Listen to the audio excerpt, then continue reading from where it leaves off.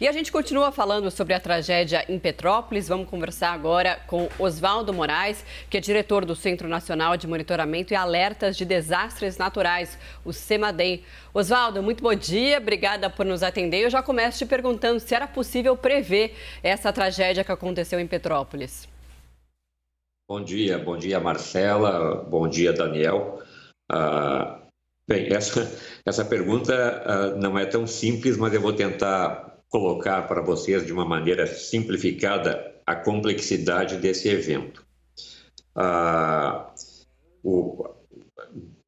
Aproximadamente uns 4 ou 5 dias antes de terça-feira, já estava desenhada a configuração de um sistema meteorológico sobre a região serrana do Rio de Janeiro, sobre o leste do estado de Minas Gerais, sobre o sul do estado de Espírito Santo, um sistema muito diferente daquele que nós tivemos no desastre da Bahia e até mesmo no desastre de São Paulo no início de janeiro. Esse foi um sistema extremamente diferente, mas nós conseguimos saber a configuração e no dia 14 nós emitimos um alerta de que havia condições meteorológicas propícias para um evento meteorológico muito intenso. Não foi possível, e assim como não seria possível, detectar o momento exato que o evento iria acontecer e nem a localização desse evento. E isso não foi uma limitação nossa do CEMADEM ou do Brasil. Isso é uma limitação da ciência meteorológica como um todo. Nem mesmo os países mais adiantados do mundo em monitoramento, em pesquisa e recursos humanos teriam feito a previsão desse evento com a certeza e o detalhamento necessário para evitar essa tragédia. Agora, é preciso também a gente reconhecer que ainda que esse evento tivesse sido detectado com algumas horas de antecedência, talvez ele não fosse suficiente para evitar o tamanho desse desastre. Porque um desastre, ele é uma combinação de 2 fatores. Um é o fator que nós chamamos da ameaça da natureza. Mas existe uma outra ameaça que também deflagra o desastre, que é a ameaça social, que é a vulnerabilidade e a exposição. O Brasil, nos últimos anos, avançou consideravelmente nas condições de fazer o monitoramento dessa ameaça, da ameaça da natureza. Hoje a gente possui equipes multidisciplinares, nós possuímos rede observacional adequadas, nós possuímos acessos a imagens de radares, nós possuímos acesso a imagens de satélite, ou seja, nós avançamos significativamente. Agora, há um caminho contrário que nós seguimos, que é da continuidade da exposição de pessoas vulneráveis em áreas de risco. Nós temos hoje no Brasil mais de 30 mil áreas de risco, em que mais de 10 milhões de pessoas, geralmente pessoas de alta vulnerabilidade social, estão expostas. Então, esse é o outro elemento que eu acho que nós precisamos considerar para nos prepararmos para esses eventos como o que aconteceu em Petrópolis. Oswaldo, a informação muito importante que você nos traz, porque então houve esse alerta, ainda que nas devidas proporções, como você nos informou, um dia antes de a gente ver o início de tanta tragédia nessas imagens que estamos vendo, né? Então, houve esse alerta. A quem foi feito esse alerta? Correto. O CEMADEM é um órgão do governo federal vinculado ao Ministério de Ciência, Tecnologia e Inovações, e os alertas do CEMADEM não são enviados diretamente para a população.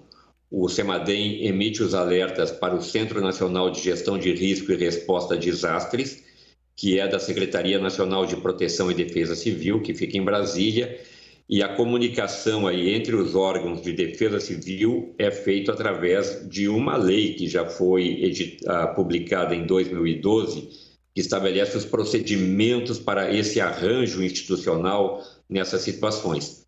Ou seja, o CEMADEM emite o alerta para a Defesa Civil Nacional e a Defesa Civil Nacional é que faz a comunicação com as defesas civis estaduais e municipais. Osvaldo, é que a região serrana ali do Rio de Janeiro costuma, de fato, ter muito problema com as chuvas, né? Principalmente nessa época do ano. A gente lembra, por exemplo, da última tragédia, em 2011, em que várias cidades ali da região serrana, como Nova Friburgo, Teresópolis, Petrópolis também, sofreram mais de 900 mortos. Por que essa região costuma ser tão castigada? É por causa da estrutura da região, falta de ação também das autoridades públicas? Eu acho que é uma combinação de diversos fatores, né? Os eventos meteorológicos extremos não acontecem apenas nessa região, que distribui de uma maneira diferente, com diferentes padrões, em diferentes locais, em diferentes épocas do ano. Eu acho que na região serrana do Rio de Janeiro existe uma combinação desses dois fatores. Um é dos eventos meteorológicos extremos e outra da própria uso e ocupação do solo.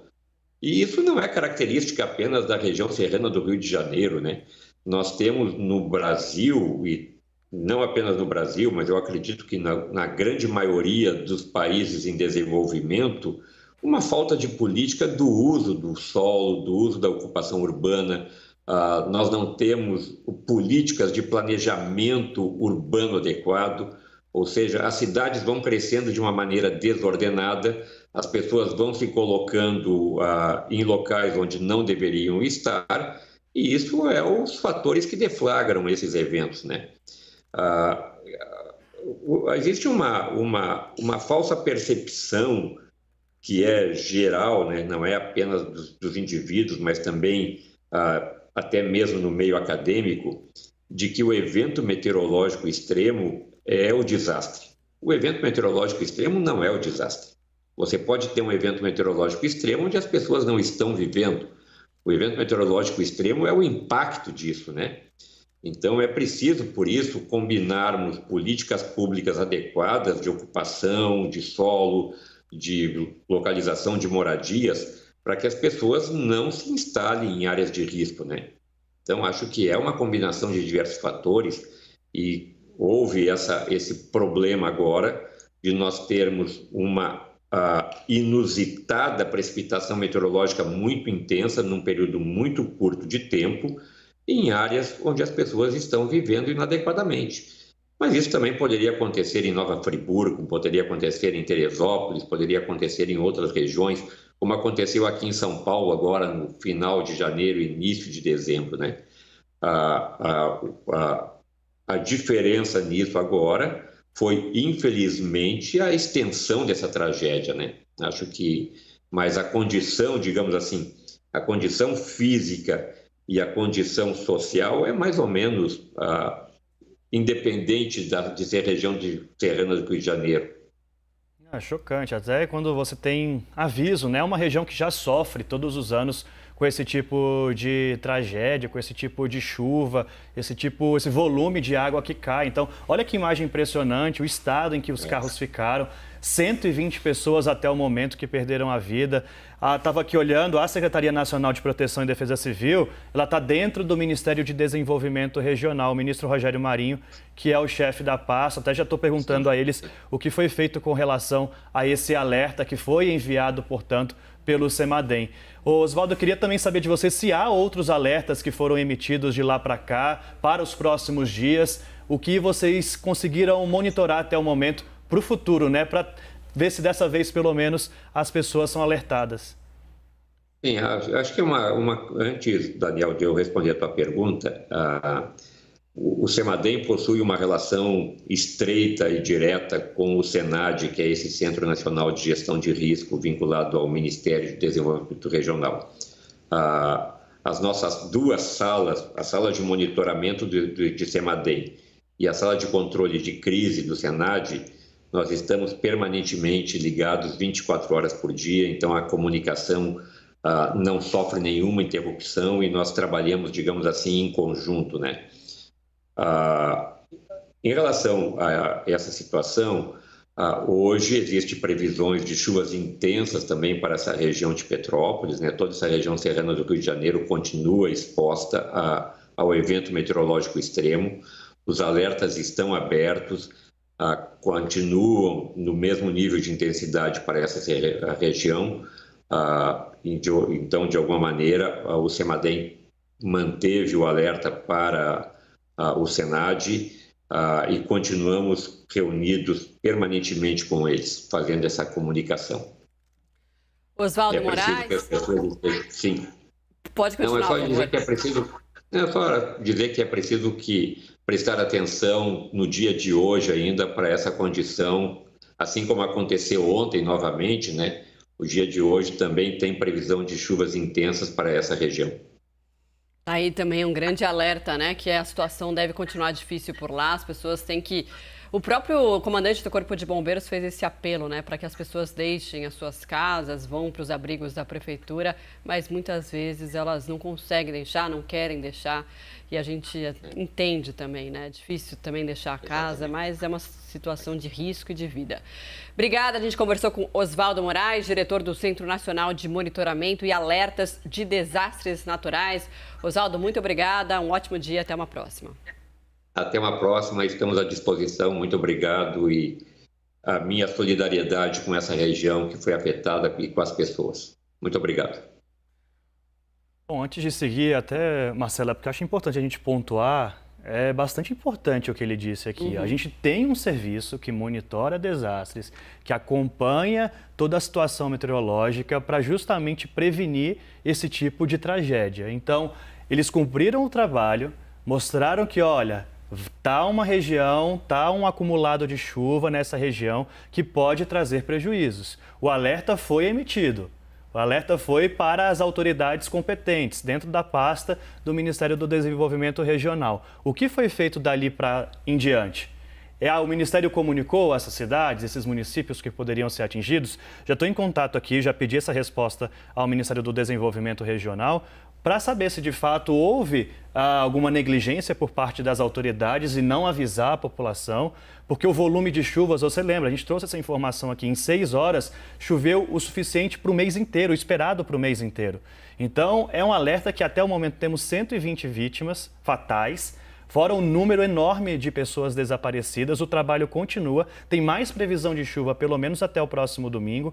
Então, a estrutura para evitar esse tipo de tragédia tem. Agora, se ela foi operacionalizada...